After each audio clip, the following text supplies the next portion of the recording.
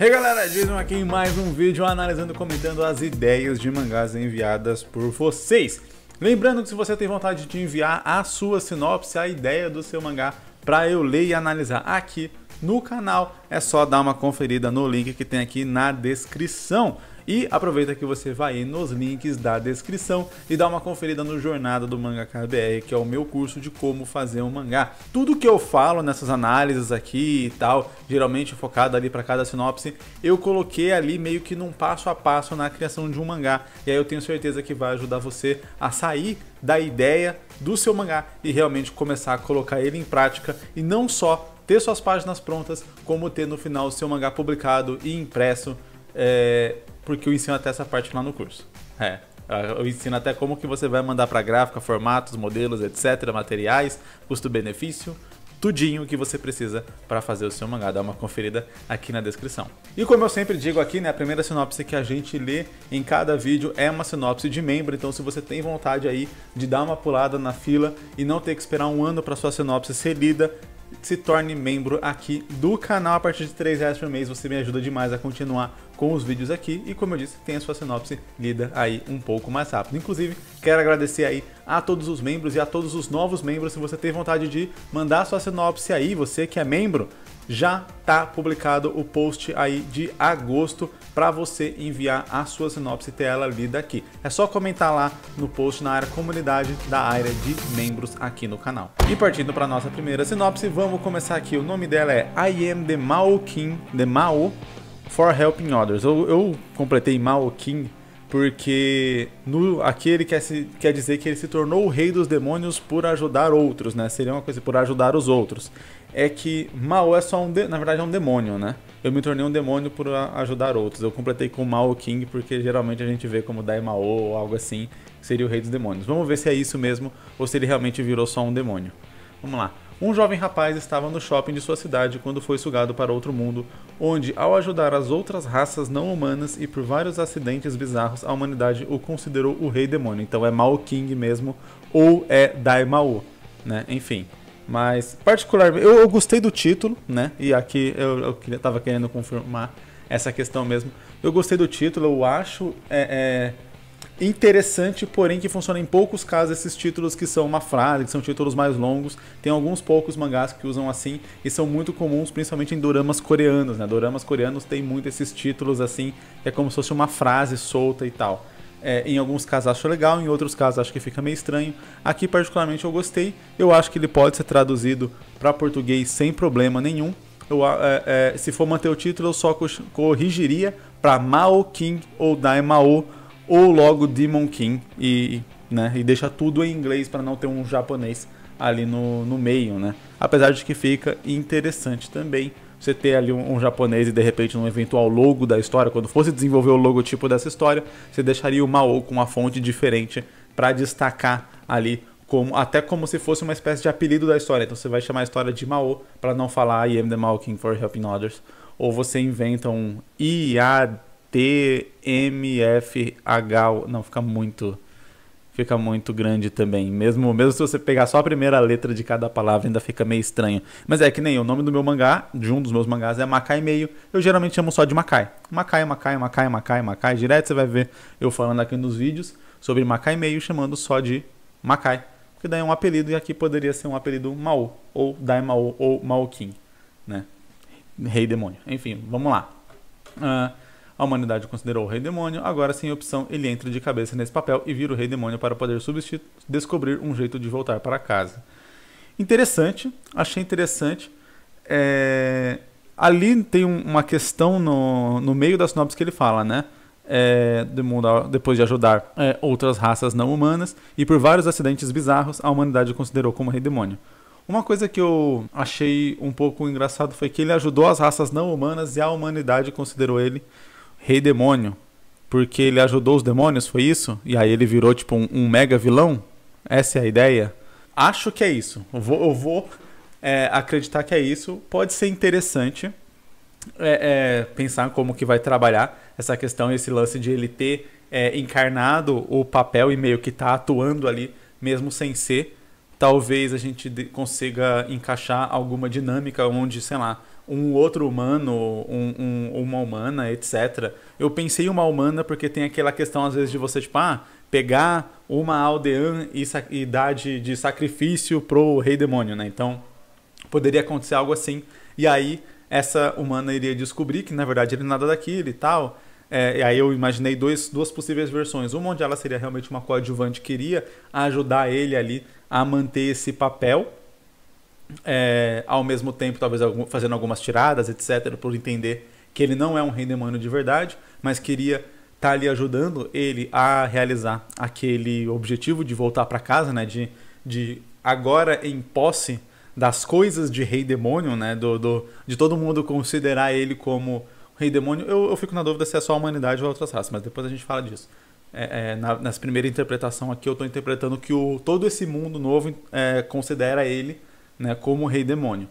E aí ele, sendo munido desse poder e tendo acesso a esses conhecimentos, ele vai tentar achar um jeito de voltar para casa e ela poderia ajudar ele nesse processo.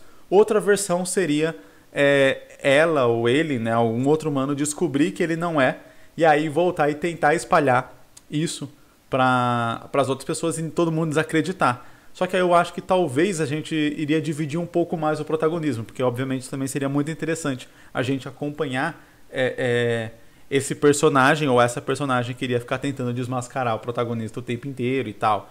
Seria muito legal, cara. Eu acho que poderia funcionar muito bem essas duas dinâmicas. Acho que uma também não impede a outra necessariamente, né? Então daria sim para, por exemplo, enviarem lá um sacrifício para ele, esse sacrifício virar tipo meio que um personagem coadjuvante que vai ficar ali e vai ajudar ele. E aí de repente num segundo sacrifício que enviarem, ao descobrir essas coisas, esse sacrifício vai fugir, vai voltar e todo mundo tipo, vai desacreditar ele, etc. Enfim, ele vai tentar ficar provando ali que o rei demônio que todo mundo considera, na verdade, é só um humano que veio de outro mundo, mas que não tem poderes, nem nada do tipo, nem é tão forte, nem nada assim.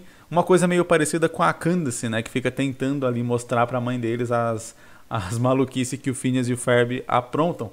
Então, acho que seria uma dinâmica mais ou menos parecida que iria funcionar muito bem, ainda mais no contexto de história de comédia e tal, numa história mais leve, acho que funcionaria muito legal. Uma coisa que eu acho interessante colocar aqui é a gente, né, lembrar que mesmo que a história seja um pouco mais zoeira, que a história seja um pouco mais de comédia e que talvez a gente queira explorar ali o que esse personagem pode fazer como sendo o rei demônio, toda história precisa de um começo, meio e fim. Toda história precisa de uma linha guia, de uma trama, de um caminho que ela vai perseguir para chegar nesse caminho. Então, obviamente, você pode rechear esse caminho com várias situações inusitadas, confusões, etc., que você queira colocar na história, mas sempre tendo em mente qual o caminho que essa história está seguindo. De modo que essas confusões, né, elas são acarretadas por conta, por culpa, por consequência do caminho que o personagem está seguindo e, obviamente, elas ajudam ou atrapalham a seguir esse caminho, mas mesmo quando atrapalham, o que eu digo elas tiram o personagem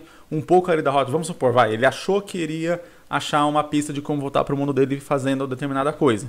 Ao fazer determinada coisa, desemboca numa grande confusão. Quando termina essa grande confusão, ele pode descobrir que aquela pista que ele achou que tinha para voltar para casa, na verdade não era nada, só que aí entra o lance de a gente de mesmo isso servir para alguma coisa. Mas nesse processo ele pode ter adquirido um novo aliado, ele pode ter tido uma nova percepção, algum crescimento como pessoa e tal, né? Ele pode começar, a partir de alguma coisa que aconteceu ali, relembrar coisas do mundo dele, perceber que no mundo dele ele fez algumas coisas erradas, algumas coisas ruins e tal.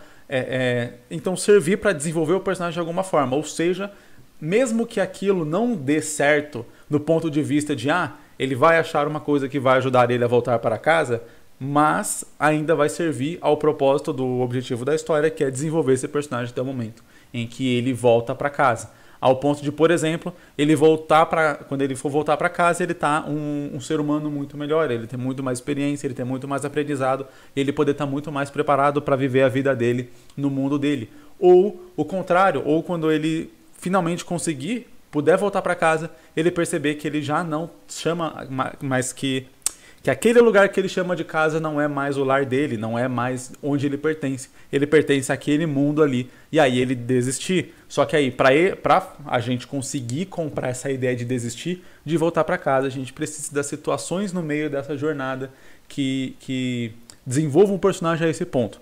Ao ponto de, inicialmente, ele não liga nem um pouco para esse mundo. Ele só quer voltar para casa, ele está muito preocupado com as coisas dele. Dá para ficar reiterando ele preocupado com certas coisas, sei lá, desde coisas importantes, né, como o lance da família, como que a família tá, se estão preocupados com ele, se acharam que ele morreu, etc, alguma coisa assim, até coisas até mais fúteis, tipo ele lembrando do jogo online que ele jogava, que ele não vai conseguir completar as quests diárias, por exemplo.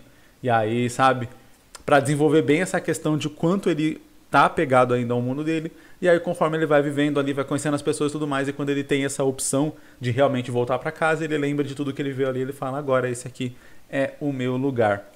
E aí de repente ele desiste de voltar para casa. Seja qual for a ideia final dessa história, os caminhos eles precisam dar os indícios dessa mudança, dessa jornada que a gente vai ver ali no final. Como eu disse, independente de ser uma história de comédia, independente de quão longa a história vai ser, isso ainda é aquilo que mantém a gente preso e atento do começo até o final, não abandonando a história na metade.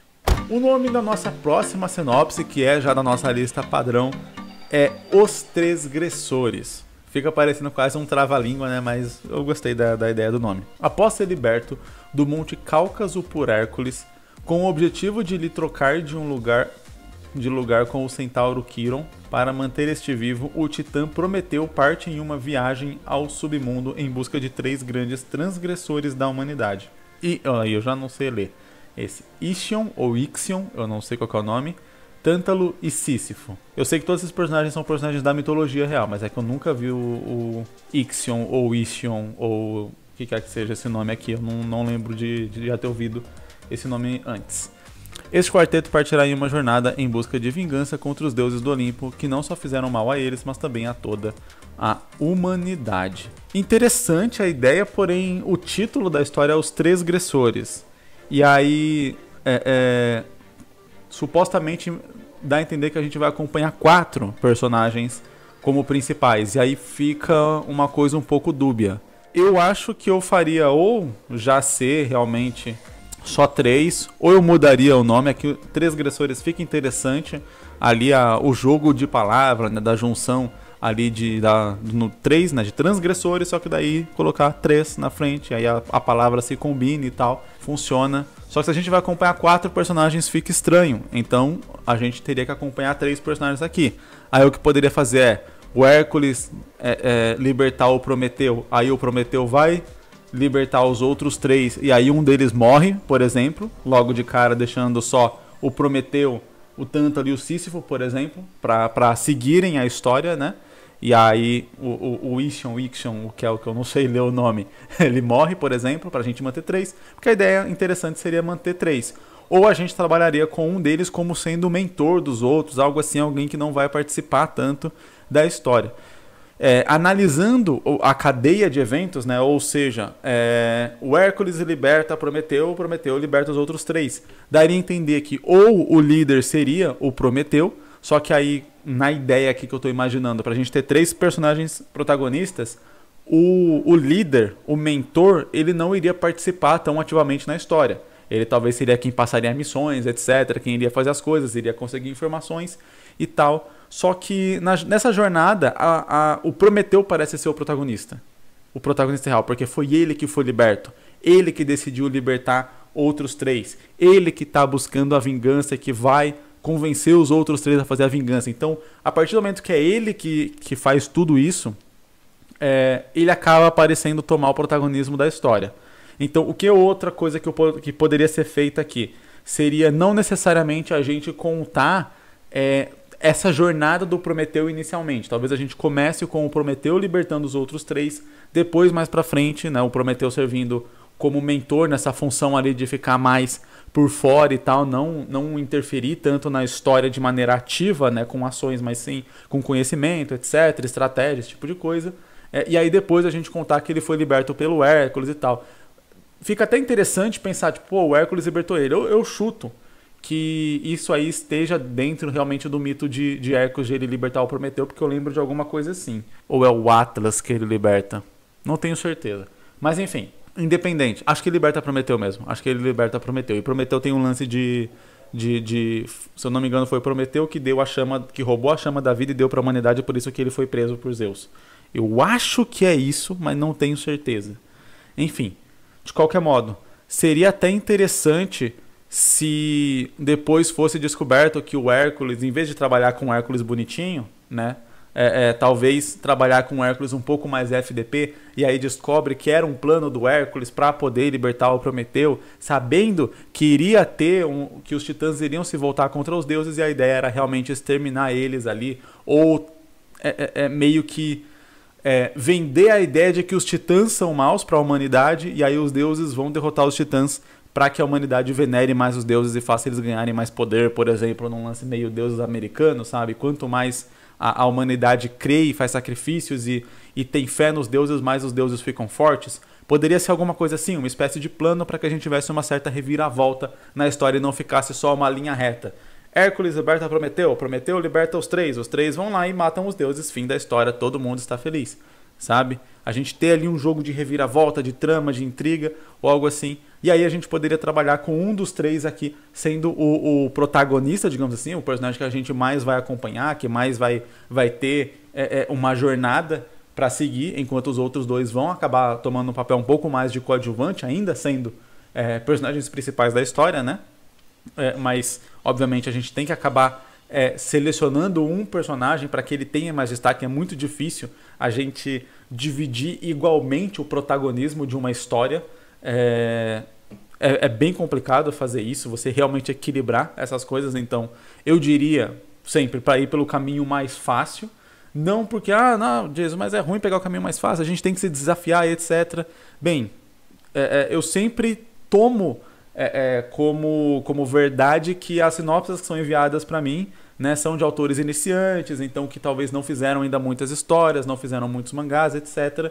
E uma vez que a gente não tem ainda muita experiência trabalhando com histórias fazendo isso, é interessante a gente começar pelos mais fáceis, mais simples, para que a gente consiga colocar aquilo em prática sem ficar travado, sem ficar perdido e sem que a história acabe ficando muito ruim, o que pode, claro, desanimar também, né? Eu sempre falo aqui que o primeiro mangá que a gente fizer sempre vai ser ruim, mas é interessante que enquanto a gente está fazendo ele, a gente pelo menos não considera ele tão ruim. A gente só considera ele ruim depois, né? A gente vai evoluir, vai aprender mais coisas, vai olhar para trás e falar, tem várias coisas que eu errei aqui e tal, hoje eu faria diferente. Então essa é a ideia, porque eu acho que quando a gente faz uma coisa que no momento que a gente está fazendo a gente considera ruim, a gente perde muito ânimo, muita motivação para continuar. Exatamente esse é o tipo de coisa que eu não gostaria que acontecesse, por isso eu falo, vamos pelo caminho mais fácil. Seleciona de repente um dos três para ser o protagonista, o Prometeu pode ser o mentor, o Hércules pode ser ali a sombra, né, que é aquele personagem mais misterioso ali, que libertou o Prometeu achou que era porque o Hércules queria se vingar dos deuses do pai dele e tal, pelas coisas que ele fez, não sei o que, e aí depois ele descobre que o Hércules está trabalhando para o pai dele diretamente ali, e tudo isso foi um plano armado por Zeus, pelos deuses ali, para de repente incriminar os titãs como grandes monstros que querem destruir a Terra, a humanidade, e poder ganhar mais louvor, mais fé e etc. Eu acho que poderia funcionar muito bem aqui. E olha que nem tem nada disso escrito aqui, ó. E foi minha cabeça viajando e imaginando aqui outras coisas e tal, com base na mitologia e com base em como poderia tornar essa história com um pouco mais de viradas e tal. Não deixar ela tão retinha, fazer ela um pouco mais acidentada, que é o que deixa a história mais empolgante e interessante de se acompanhar. Vamos para nossa próxima sinopse. Essa aqui não tem um título. Vamos lá. Nessa história será apresentado o garoto Kilo. Agora, eu tava vendo aqui a palavra, né? E é K-Y-L-O. Acho que é Kyle, talvez Kylo, não sei. Enfim, mas daí eu li quilo e eu não consegui deixar de imaginar, tipo, sei lá, meio quilo de presunto. Ok, vamos lá. Então, garoto Kylo. Ele vive no deserto do Saara, junto da família de seu melhor amigo. Afinal, sua família foi morta pelo governo e sua suposta justiça. E como o governo faz isso? De uma forma bem simples, com um exército de clones oprimindo a sociedade que habita os planetas da galáxia. Eu sinto que a história ela deu uma viajada no final, não sei se o autor ainda não tem a ideia ali, porque a gente tem dois recortes. Eu não quero dizer que esses dois recortes não estão conectados, porque eles podem estar conectados. Particularmente, eu acho meio estranho a gente estar com uma história meio que terrena, ali, e aí a gente tem uma força da galáxia, etc. Eu acho que é interessante, se a gente vai abordar o contexto da galáxia, a gente tentar encaixar essa galáxia de alguma forma, assim. Então ele tá no deserto do Saara, e aí depois ele vai sair pra galáxia, ele vai explorar isso, ou a história vai ficar contida, talvez ali, talvez aqui na Terra. Se ela ficar contida na Terra, eu não sei. Me parece que é expandir demais pra gente contar muito pouco, sabe? A não ser que a ideia seja ser um universo maior, etc. Mas daí talvez eu faria um deserto de qualquer outro planeta, inventaria um outro planeta e tal, e aí a gente conseguiria entender mais essa questão da galáxia e tal, né? E expandir o universo mesmo com outros planetas e tal, e ser uma história espacial, né? Star Wars se passa num deserto, e é o deserto lá de Tatooine, né? Tatooine. Enfim, então, e Duna se passa num deserto do planeta Duna. Enfim, então, tipo assim, você não precisaria ser no Saara, já que você vai contar uma história intergaláctica e tal. Eu acho que fica um negócio, você fala assim, tá, tipo, uma história que se passa parece muito local, e aí você tem todo esse outro contexto, assim, e parece, a princípio, desnecessário. Principalmente se a gente vai contar uma história um pouco mais contida e tal, ali, um pouco mais curta. Agora vamos lá para esses pontos. Não dá para saber qual que é o objetivo do personagem, qual o caminho que ele vai seguir, qual é a trama. Eu tenho sempre aquela dúvida se o autor já tem isso pensado ou se ele tem só uma leve ideia do que ele quer. Talvez seja vingança, né? É o mais óbvio aqui, dado o contexto da situação. Seria, ele quer vingança. A gente pode tentar imaginar outras coisas aqui para que a gente não vá pro vingança direto ou algo assim. Mas pode ser também, não é como se fosse um problema fazer história de vingança. Por mais que seja um tema que já seja muito abordado, ainda assim é um tema interessante. O legal é como que a gente pode usar, eu sempre falo isso, as características que são intrínsecas a essa história, a esse universo, a esse modelo que você está criando, para que possa fazer essa história um pouco mais original e que ela não seja só mais uma história qualquer de vingança por aí. Então, a gente tem ali... Eu vou, a princípio, ignorar um pouco essa questão de um governo planetário, intergaláctico, etc. E só colocar realmente uma espécie de governo ali, né, grande, que tem nessa região do Oriente Médio e tal. Se passar no deserto do Saara, tem toda essa relação ali com o Egito, Oriente Médio, que é um problema do caramba. Tem uma... Esqueci a palavra agora. Mas enfim, ele é regido por crença, por religião e tal. Né, isso gera... essa questão muito de intolerância também com pessoas que têm outra fé ou que são de outra etnia, já que a relação de fé e etnia ali é muito intrínseca, né? De modo que quase não dá para separar. Então tem toda essa questão que é muito interessante, e aí eu acho que não necessariamente precisaria de um governo intergaláctico para que a gente pudesse explorar essa questão de clones e tal, um exército de clones, ou talvez só usar clones e pronto, para poder oprimir a população ali de toda essa região. Imagina que um governo tomou conta ali de toda a parte da África, né, ou pegando o Oriente Médio, talvez ali aquele início da Ásia até a Índia ali, se bobear até um pedacinho da Europa, né, colocando o pé ali na Europa, e você tem ali um mega governo, um império criado ali, dominando um continente inteiro. E aí ele pegou toda a tecnologia que ele tinha, fez esses clones, e aí ele trabalha com esses clones aí para fazer infiltração, etc. Várias coisas que daria para você fazer se você conseguisse clonar pessoas, né? Desde exércitos realmente até espiões e coisa do tipo. Colocar esses clones no lugar de figuras importantes, né? Matar figuras importantes do mundo. E aí colocar um clone no lugar que vai ser obediente, enfim, faz sentido de como que esse governo, esse império teria se erguido.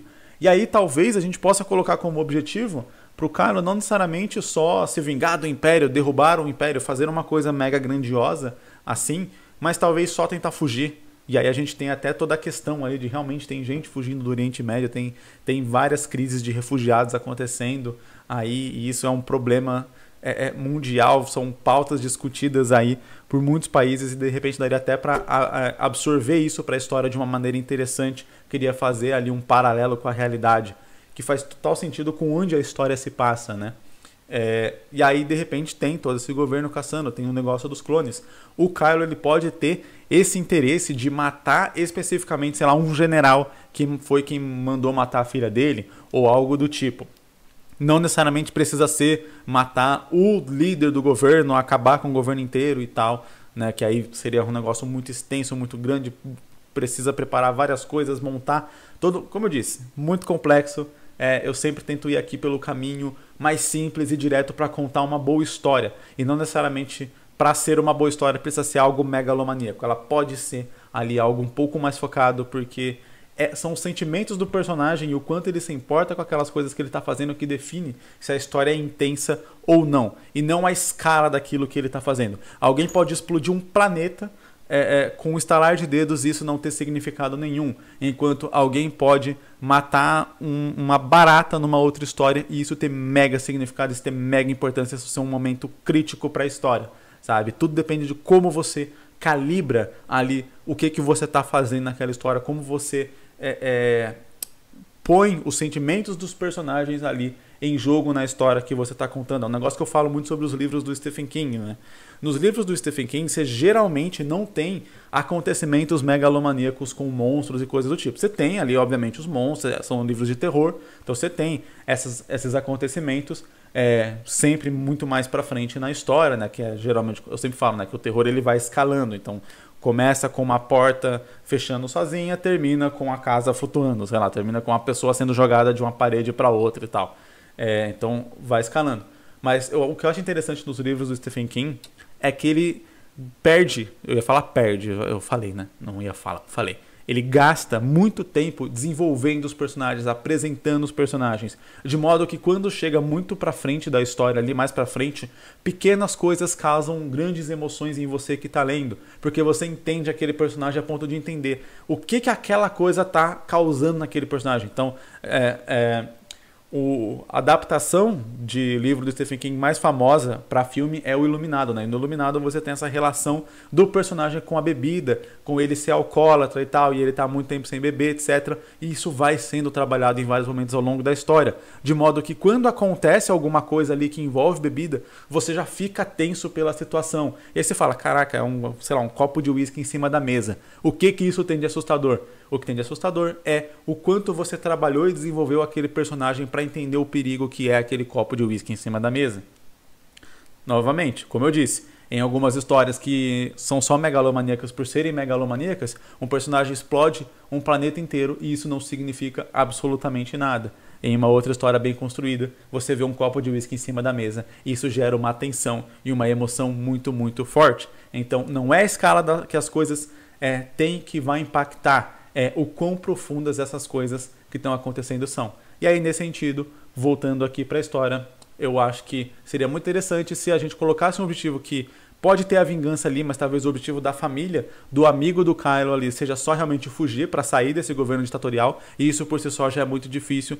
E o Kylo, por mais que ele esteja seguindo ali, e ele tenha essa relação de gratidão com essa família, o que já coloca o personagem ali num conflito moral entre, pô, eu tenho que proteger e ajudar essa família porque eles me ajudaram, me salvaram, me acolheram, entretanto, tem aquele cara, aquele maldito, ele eu tenho que matar, ele eu tenho que vingar a minha família. Eu preciso olhar no olho dele e falar, você matou minha família e é por isso que você vai morrer agora. E aí ele fica nesse conflito entre para onde que ele vai, sei lá, a ponto de chegar no final da história, ali depois de vários desenrolares da trama, etc. O Kylo realmente ter que decidir, vou para minha vingança, que seria talvez se afundar mais ali, continuar naquele lugar, ou vou atravessar ali a fronteira com eles e tal, e ir em direção a uma vida melhor, abandonar a vingança, abandonar esse sentimento ruim dentro de mim e ir em direção a uma vida melhor, mas ao mesmo tempo esse sentimento que eu sei que é ruim, porém eu não consigo me desfazer dele. Então seria um conflito moral muito interessante ali dentro do contexto dessa história. Eu não preciso necessariamente abordar a queda de um império, eu não preciso abordar galáxias sendo destruídas e controladas e coisa do tipo. Eu estou focando só no personagem e no que ele quer para a vida dele, e eu acho que dá para contar uma história muito, muito interessante com isso. E vamos aqui para a nossa última sinopse. O autor já coloca aqui numa observação que ele tinha umas outras ideias na história, mas ele tem vontade de ganhar experiência, né, antes de fazer essas histórias e tal, e essa daqui é uma dessas que ele achou que poderia ser interessante para ganhar experiência, mas ele não sabe se vale a pena. Eu digo, sempre vale a pena. Se você tem vontade de fazer uma história, faz, porque vale a pena. Se você tá querendo, tipo, não sei se vale a pena porque eu não sei se eu vou ficar rico fazendo essa história. Aí não vale a pena, nada vale a pena. Porque você não vai ficar rico da noite pro dia com nada. Eu quero dizer, você tem vontade de fazer? Então vale a pena, cara. Não se preocupa muito com isso. Se preocupa se você tem vontade e se você acredita que consegue fazer essa história, né? Porque também falar, vale a pena fazer uma história de 300 capítulos? Eu não consigo fazer ela. Então não vale porque você não consegue fazer. Mas enfim, vamos lá. A história se passa sobre duas visões, de um grupo de amigos e de uma personagem. Conforme o tempo passa, você percebe que o grupo está jogando RPG e a personagem é um deles.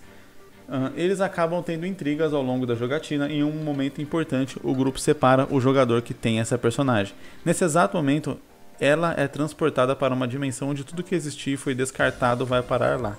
A história conta como ela lida com os problemas daquela dimensão, com o sentimento de ser descartada e da injustiça que as escolhas de outras pessoas fizeram com ela, além de mostrar um pouco do lado da pessoa que interpretava ela. Me pareceu um pouco complexo, um pouco difícil, porque aqui ele comenta, né, que a ideia seria a gente acompanhar essa personagem já desde o início e esse grupo de amigos, e aí depois, né, o leitor iria perceber que eles estão jogando RPG e tal, e o que aconteceu. Eu acho difícil a gente perceber depois que eles estão jogando RPG. O que a gente poderia fazer aqui para tentar dar uma simplificada e ainda manter essa ideia aqui, não tentar criar um mistério sobre eles estarem jogando RPG, isso já ser mostrado logo de cara, e talvez a gente ir variando, fazer uma coisa meio parecida com a Amnésia. O filme Amnésia, né, ele meio que tem duas linhas do tempo, onde uma rola de trás para frente e a outra rola em tempo real. Se eu não me engano, a colorida, ela é em tempo real e a preta e branca é de trás para frente. Ou o contrário. Não tenho certeza agora, faz um tempo que eu assisti. E a história termina na metade. E aí tem toda uma razão ali na narrativa do porquê que isso acontece, né? Enfim, é um filme excelente. Mas vamos lá, eu quero dizer aqui, a gente pode começar com esse grupo contando essa história, fazendo essas coisas, e aí a gente acompanhar essa personagem e tentar dar a entender essa personagem, ela talvez seja um objeto de resgate deles, eles querem resgatar ela, alguma coisa do tipo. Conforme a história passa, em um determinado momento, o que acontece de eles excluírem essa personagem, e a gente descobre que na verdade ela foi largada, e aí aquela personagem que a gente estava acompanhando, que parecia que era o objetivo daquele grupo de resgatar, na verdade é uma personagem que eles abandonaram, apesar de que daí fica estranho, porque se fizesse isso na ordem contrária, mostrando o final e o começo, essa personagem teria que estar no grupo. É um pouco confuso de fazer essa questão do abandono, porque você precisa mostrar que ela está no grupo e precisa mostrar ela abandonada. Ou se o foco da história é mostrar esses conflitos, essa questão de ser descartada ou algo assim, vamos pensar aqui num one shot. Vamos pensar na ideia de um one shot, uma história fechada, já que o objetivo dele é começar com uma história um pouco mais simples e tal, então um pouco mais rápida. Vamos pensar aqui onde o objetivo da história é a gente dar essa reviravolta do que aconteceu e tal.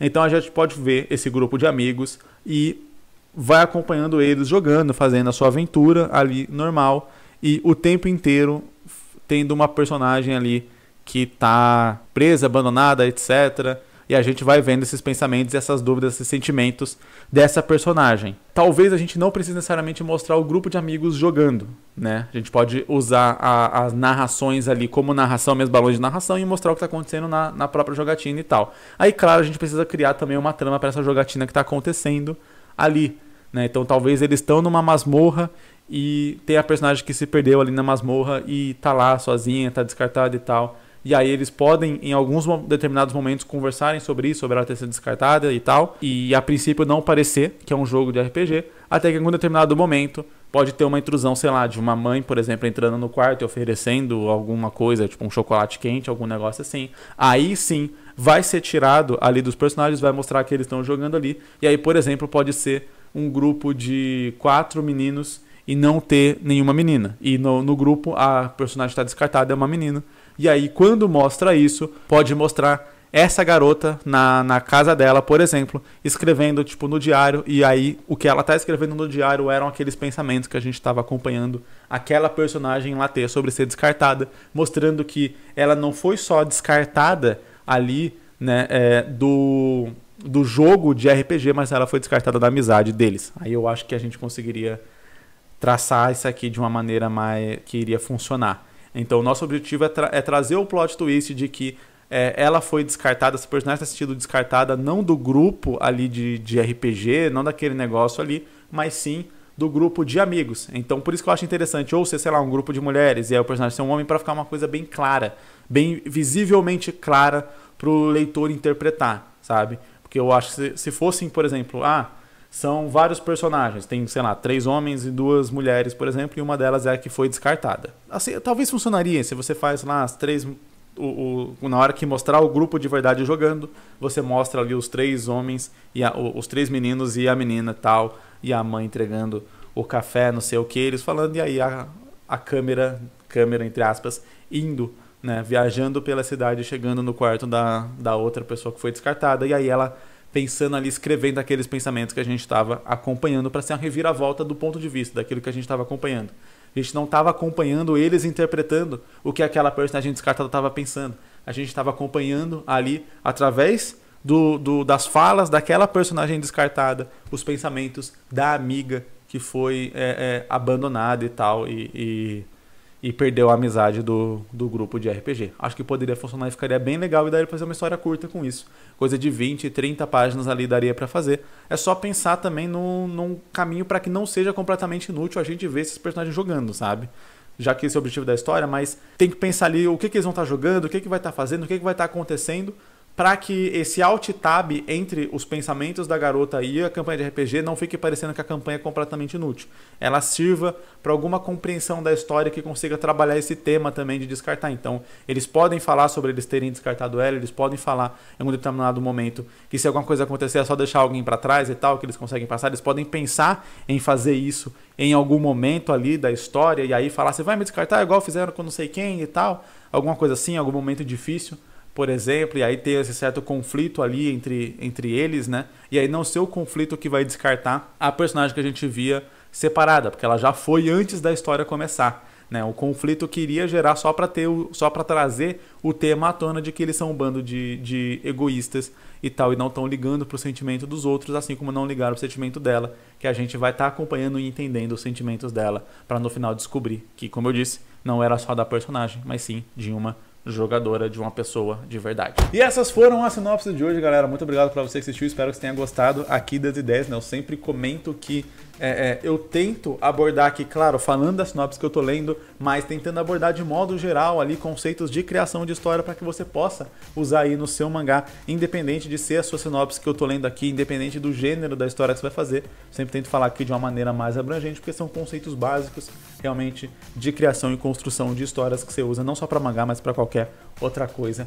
Inclusive, se você quer se aprofundar mais nisso e conhecer os próximos passos, né, além da ideia, conhecer como transformar essa ideia num roteiro num storyboard, como montar a sua página para que não só a sua história seja interessante, mas que ela também, né, seja legal de ser lida, que a pessoa consiga entender e captar todas as ideias e emoções que você quis colocar na história através da narrativa da sua página, dá uma conferida no Jornada do Mangaka BR aqui na descrição. Tenho certeza que você não vai se arrepender. Deixa seu like aqui embaixo também para dar uma força para o canal. Seja membro se você quer ter sua sinopse lida aqui mais rápido e não esperar um ano, que eu sei que é um prazo um pouco longo. E eu vejo você em um próximo vídeo. Falou!